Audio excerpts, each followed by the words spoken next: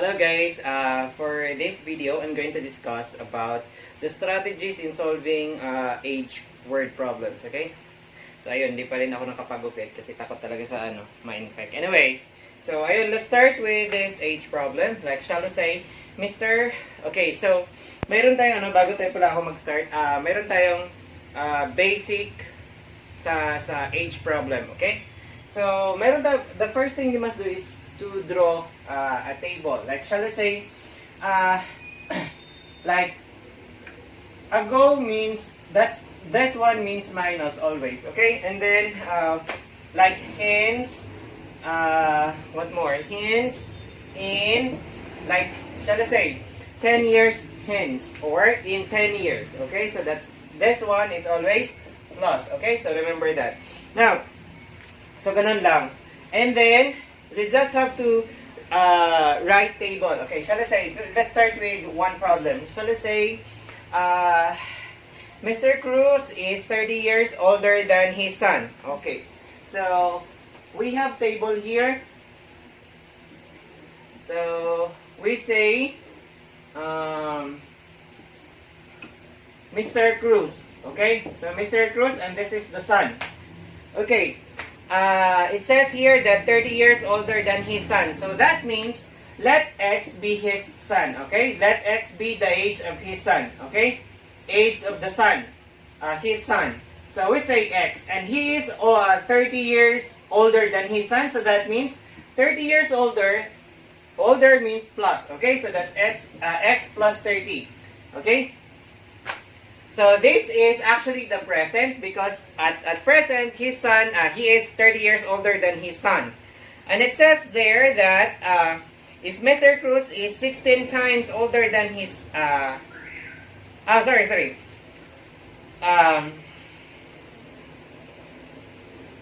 okay, so ganito pala, sorry. Mr. Cruz is 30 years older than his son. Okay? How old are the father and son if Mr. Cruz is 16 times older than his son? Okay? So, also, if this is X, he is 16 times older than his son. Okay? So, this is about present. Okay? So, this one, I'm sorry, this is the 16X, S, but that's 16X. Now, since the son, we cannot solve it because they're both XX, right? That's XX.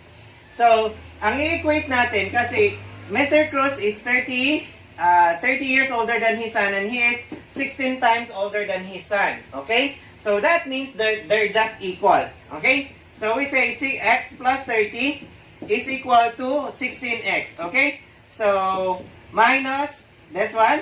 Bring it here and that becomes minus. So 30 is equal to 16x minus x. 16x minus x, that is 15x is equal to 30. We have to divide it by 15. Okay? And then this one is also 15. Ano yung 15? Kasi kung ano yung numerical coefficient ng my variable, yun yung laging divisor natin. Kasi my variable is the right part. So kung ano yung numerical coefficient, yun yung divisor natin dito. Okay? So this one cancel. So x is equal to 15 divided by 15 is 1. So that's just x. And then 30 divided by 15, that is 2. Okay? So his son now is 2 years old. Okay? So let's check. If his son is 2, now he is 32 years old. Look at that. If this is 2 and he is 16 times, so that's 32. They're just the same, right? Okay, so there you go. So that is 2 years. Okay, his son is 2 years old and his father is 32 years old. Because the question is, how old are the father and the son? Okay, so let's go for number 2. We say Carlos is 9 years younger than Jenny. In 7 years, his age will be 2 years more than 1/2 of the age of Jenny. So what are their present ages? Okay, so again, tatlong table tayo dito. Okay. This is the present or now, and then in 7 years. It says there in 7 years. Okay? In 7 years means plus 7. Now it says I will say this is Carlos and then this is Jenny. And it says that Carlos is 9 years younger than Jenny. And we don't know how old is Jenny, so we just let X for Jenny. Okay? X. And then it says that Carlos is 9 years younger than Jenny. Younger, that means minus 9. 9 years younger than Jenny. Okay? And in 7 years' time, it says there, in 7 years, that means this one, Jenny would be X plus 7 years old. Okay?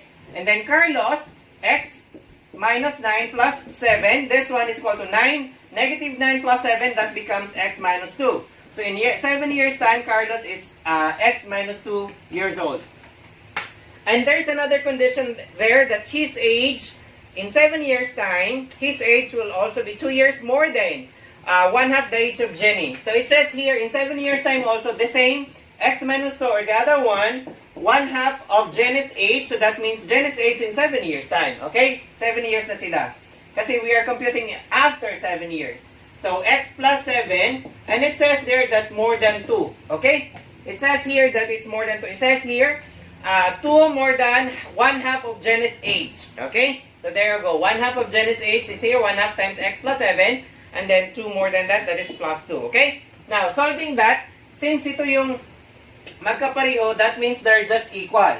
So that's what we're gonna solve. X minus 2 is equal to 1/2 times X plus 7 and then plus 2. Change natin si dalhin natin dito, that becomes negative. Okay? That becomes negative na. So we have X minus 2 and then minus 2 is equal to 1/2 times X plus 7. Okay? There we go. Next, this one is X minus 4 and that is equal to, multiplying this one, that becomes 1 times this one. Understood, there's 1 here. Multiplying that, numerator, numerator, denominator, denominator. So we have X plus 7, this is 1 here, X plus 7 over 2. Now this is fraction, understood, there's 1 here.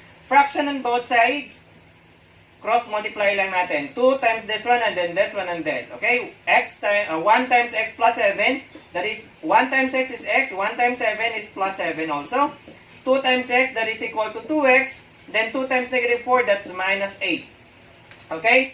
Dalhin natin si dito, dalhin natin si 8 in the other side, so that's 7 plus 8. That becomes 8 is equal to 2X, and then dalhin natin si X dito, ito yung ginawa natin, 7, and then 8 is brought here, so that's plus positive 8, negative to positive, and then 2X, and then pag lagay nyo ng X doon, magiging negative siya kasi positive siya dito, and then this one is 15 is equal to 2X minus X, that is X. So Jenny's age is 15. Okay? Jenny's age is 15. Now, Carlos is 9 years younger than her. So, 15 minus 9, that is, Carlos is 6 years old. Okay? Now, in 7 years' time, this is just 15 plus 7. This is just, what's that? In 7 years' time, Jenny will be 22 years old and Carlo will become 13 years old. Okay? There we go. That's how we're gonna do it. Okay, Jobert is 4/5 as old as Jed. 4 years ago, he was 3/4 as old as Jed. How old are they now? Okay? Okay, there we go. We say,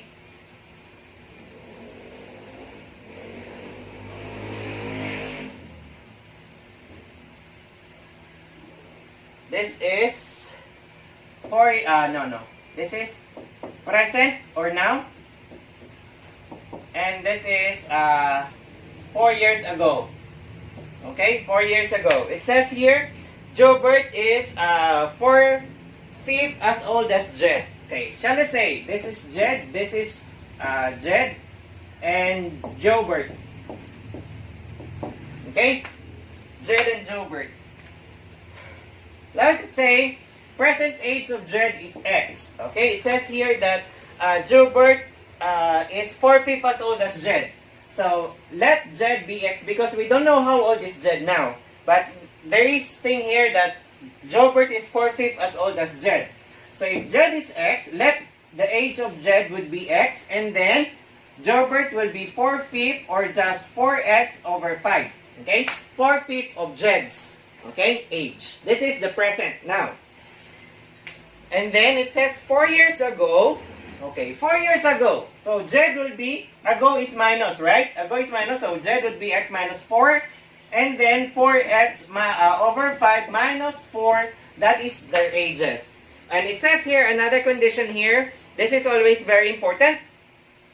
4 years ago, Jobert was 3/4 as old as Jed. Okay? 3/4 as old as Jed. Okay? So, Jed is x minus 4. 3/4 as old as Jed. Okay? Jed in 4 years ago is x minus 4. So, 4 years ago, Jobert is 3/4 as old as Jed. Okay? So, it says there,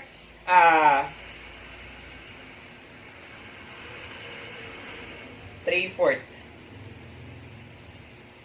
Okay, so there you go. We say, another one here. And it says here, 4 years ago, Jobert's age is this one. And then 4 years ago, Jobert's age is that one also. Okay? Dalawa yung ano natin dito eh. It says here 4 years ago, so if their age, yung relationship from Jed is just X, and then their present ages, Jed is X, and Jobert, his age now is 4/5 of Jed's. Okay, so that's why 4/5 X or 4X over 5. 4 years ago, don't mind the second condition first. 4 years ago, okay, so that means minus 4X minus 4, and then this one 4/5 4X over 5 minus 4. And then it says here in the second condition in the problem, 4 years ago, Jobert was 3/4 as old as Jed. Okay, so 3/4 as old as Jed. So that one. So that means this one, these two ages of Jobert 4 years ago are equal. So we have to equate that. We say 4/5 x minus 4, or 4x. 4x minus 4 is equal to 3/4 of x minus 4. Okay, there you go. Next one, multiplying this, understood there's one here, of course. So this one and this, 3 times x, we have 3x. 3 times negative 4, that is negative 12, over 4 times 1 is 4. Okay? Next one, subtraction of algebraic expression. We just say like 4x over 5, and then minus 4 times, kung ano yun dito, 4 times 5 over 5, kasi para magkaroon siya ng the same denominators. Okay? So, there you go. So, 4x minus 20 over 5. Same denominator. And then it's equal to 3x minus 12 over 4. Okay? There you go. Next one. Cross multiplying that. 4 times 4x, we say 16x. And then 4 times this one minus 80 is equal to 5 times 3x, that is 15x, and then 5 times negative 12, that is minus 60. Okay? So, putting that one here and putting it here, we say that 16x minus 15x is equal to negative 60 plus 80. Okay? There you go.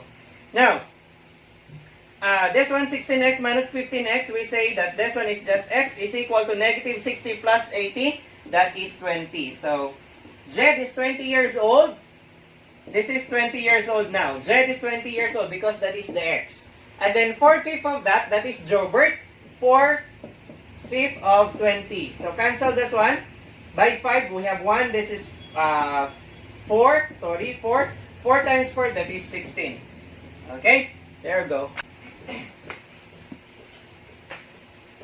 7 years ago, Ivy was 6 times as old as Jessie. In 1 year, she will be twice as old as Jessie. So what are their current ages? So like my ago and my 1 year, like my past and future, and then we're gonna find their present ages. Okay? So there you go. Let's try this one.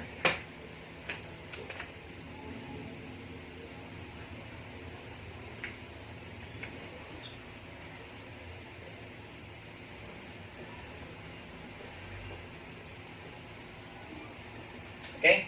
So, actually, this is the pattern that always, like, the strategy when I teach age problem to my students.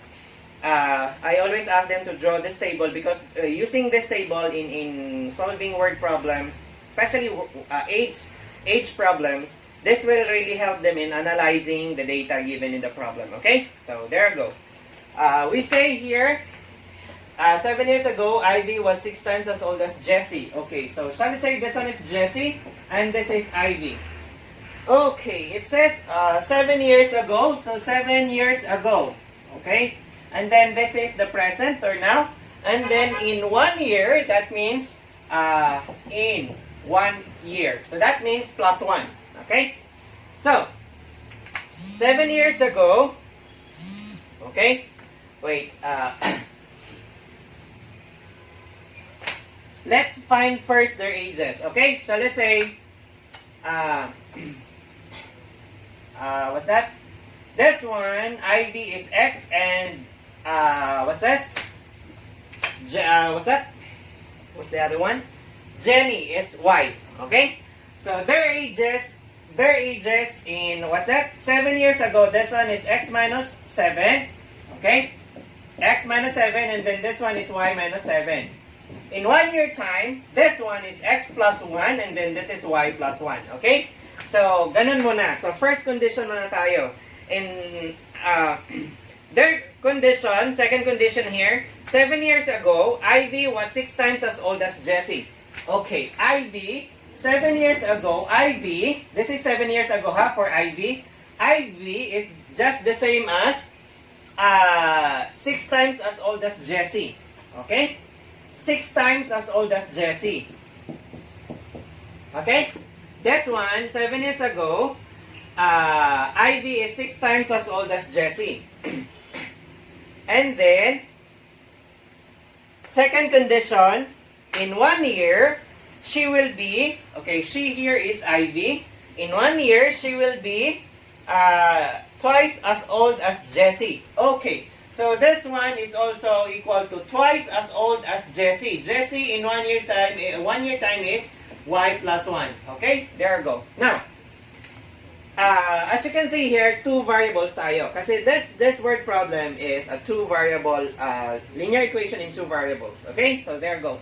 So after this one, we have here yung first condition 7 years ago and then in 1 year. So don't forget, just forget about the present time. Okay, anyway, yung condition kasi ito yung given. So 7 years ago, Ivy, which is X minus 7, is 6 times as old as Jenny. Okay, 6 times as old as Jenny, which is Y minus 7, right? Okay, so this is our first condition, our first equation. Second is like, in 1 year time, Ivy is X plus 1, and then is twice as old as Jenny. Twice as old as Jenny, that means times 2. 2 times Y plus 1, okay? So this is our second equation.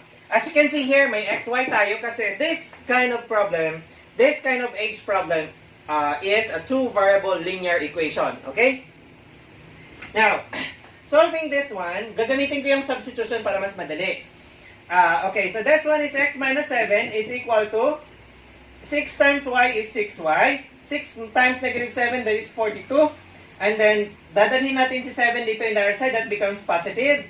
So, X is equal to 6Y minus 42 plus 7. Okay? There you go. So, X is equal to 6Y minus 35. Right? So, ito yung first value ng X natin. Okay? Next one, we say X plus 1 is equal to 2 times Y, 2Y. Distribute natin yan. 2 times 1 plus 2. Dalhin natin si 1 in the other side. So we say X is equal to 2Y plus 2 minus 1. Magiging minus siya kasi dinala natin siya the other side. So we say X is equal to 2Y plus 1. Okay. Do you notice that this one X is equal to 6Y minus 35 and this one is also X is equal to 2Y plus 1. So both X, we can equate this. Since pareho silang X, that means this one are also equal. So we can say that 6Y minus 35 is equal to 2Y plus 1, right? 6Y minus 35, which is 1X, and the other side of the X, they're just equal because pareho silang X, okay? So that means this one and this one are also equal. So, dadalhin natin si 2Y dito, magiging negative siya. Dadalhin natin si 35 dito, magiging positive siya.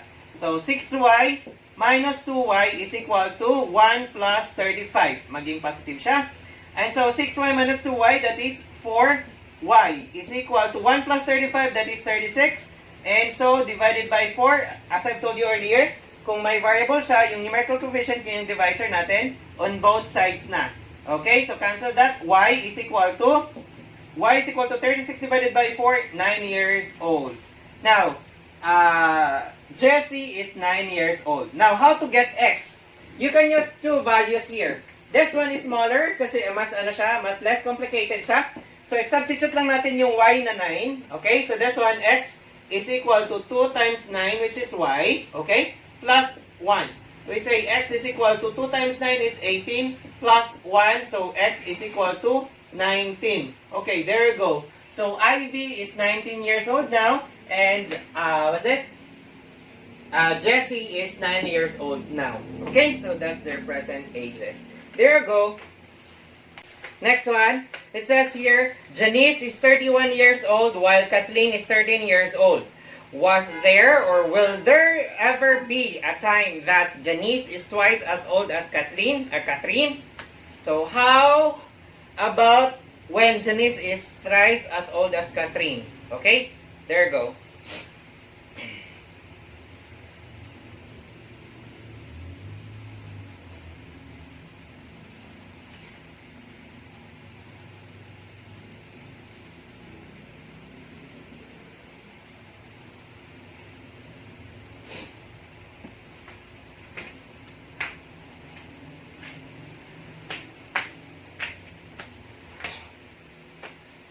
Okay, next we say Janiece is 31 years older than Kathleen. I'm so sorry. Janiece is 31 years old while Kathleen is 13 years old. Was there or will there be ever a time?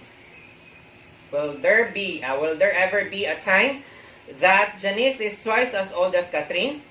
How about when Janiece is thrice as old as Kathleen? So here we have to find in how many years. Okay, so there you go. So we have here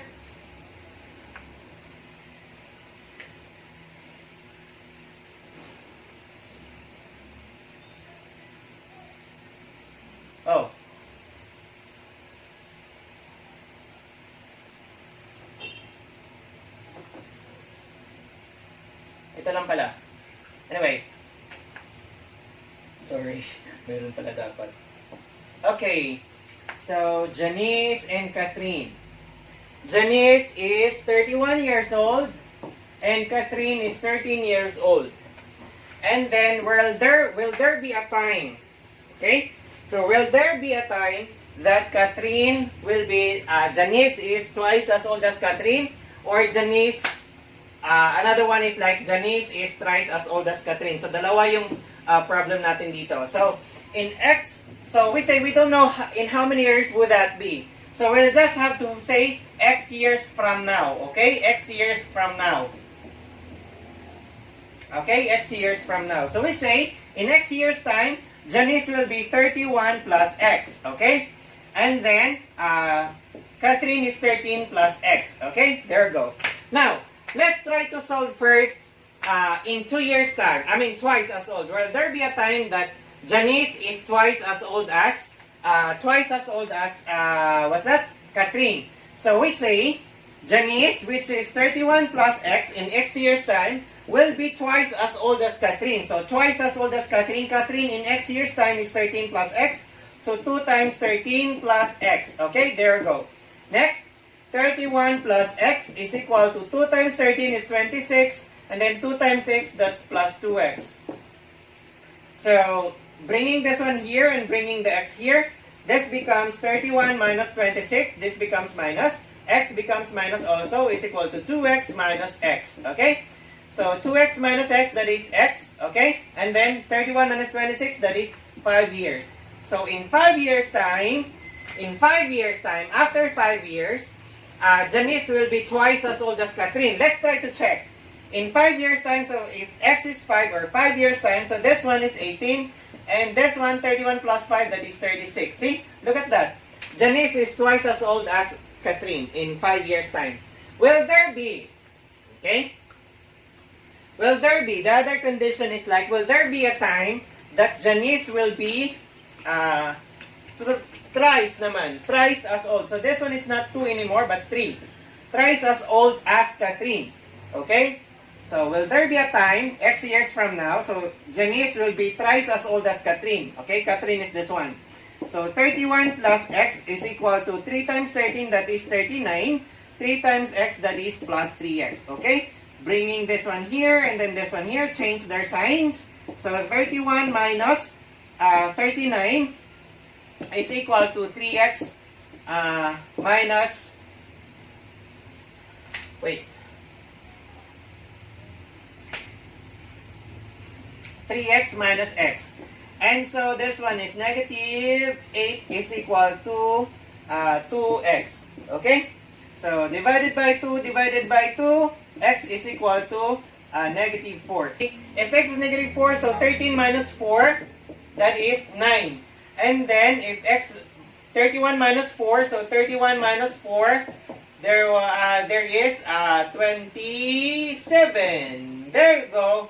Negative 4 or 4 years ago. Okay? So this is like a negative 4x in negative 4x years or minus or 4 years ago. Janiece is thrice as old as Catherine. Okay? Which is 9 years old. 9 times 3 is 27. Diba? So, ganun siya. There you go.